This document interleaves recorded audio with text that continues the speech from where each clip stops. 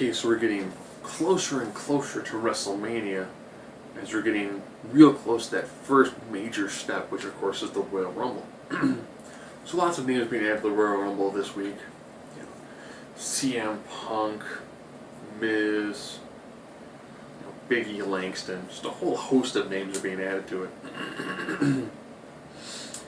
And we had a couple of matches. It seemed like we were watching a lot of old feuds. Like someone didn't quite figure out what they wanted to do with new feuds. Swagger took on Big Show. I could swear that was a World Heavyweight Championship feud back when Swagger held the gold. Squash match. Show just blew right through Swagger. And then pretty much then attacked Cesaro. Then laid out Coulter.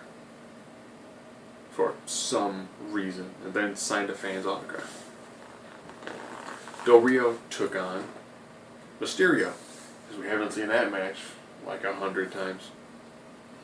With Del Rio defeating Mysterio. Damian Sandow took on John Cena. John Cena getting the relatively easy victory. Okay.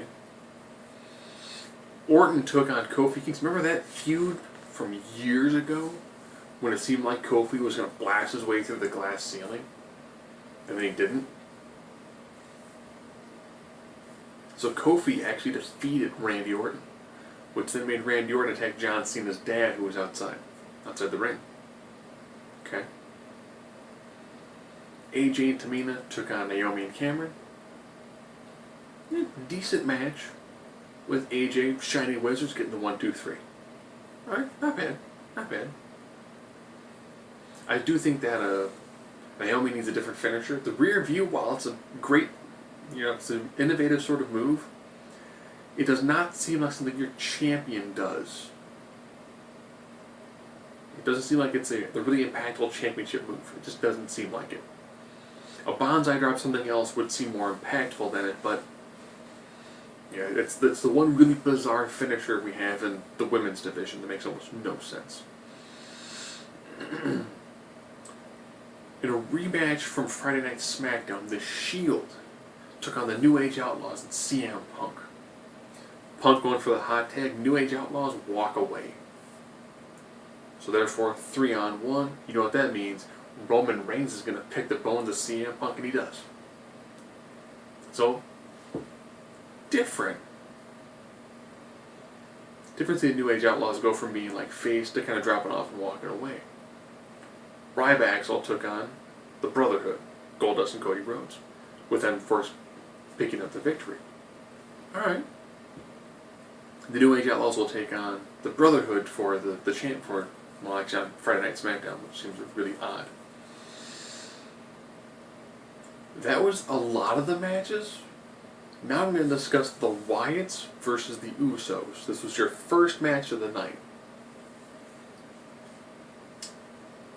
And the Usos won by disqualification, with the other two Wyatts got involved. Which then led to the main event, which was a steel cage match. Daniel Bryan, Bray Wyatt versus the Usos. Daniel Bryan, Bray Wyatt had a couple issues, led to the Usos escaping. Yeah, so the Usos beat the Wyatts twice. Then Daniel Bryan attacked Bray Wyatt, threw off his gear, and pretty much went back to being Daniel Bryan.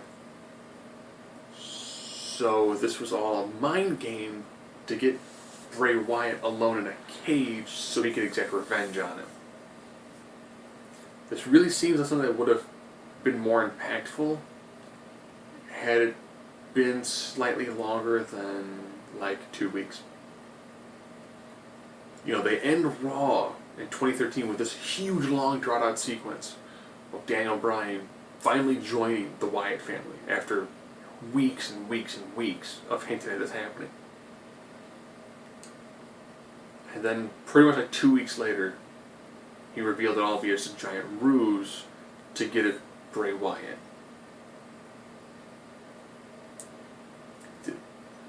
They probably didn't realize this is one of those storylines that you built it up for quite some time, that you could have easily ran into the Royal Rumble.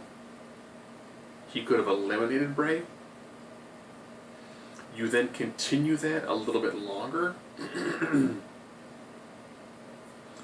that's when you end up having, a more definitive breakup happen near Elimination Chamber, and then you have those two guys have a huge, last man standing match. You do some sort of like huge breakdown, but you do it over a slightly longer period of time. You don't do it over like 2 weeks. So it seemed like they had this unique idea, and then they went, "Oh, just pull the trigger, we're done." I don't know.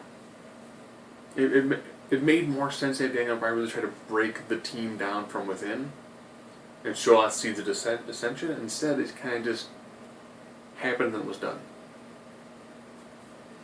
Oh, and also, Caitlyn left the WWE last week. I'm pretty sure the hybrid diva, whatever that was supposed to mean, might have seen the writing on the wall and they more or less asked her, "Are you on Total Divas?" And she said, "No." "Is your name AJ?" "No." "Yeah, we have no idea what we're going to do with you for at least the next year or so." So I wish Caitlyn the best of luck in her future endeavors. And maybe sooner or later we'll actually see, like the half dozen or so divas I've left in the past 2 years show up and really help redefine the division. Oh! Almost forgot one thing. They did the first inductee into the Hall of Fame. Probably safe to say the ultimate inductee into the Hall of Fame. If you don't know who that is, then it doesn't matter if I have to say his name or not. So.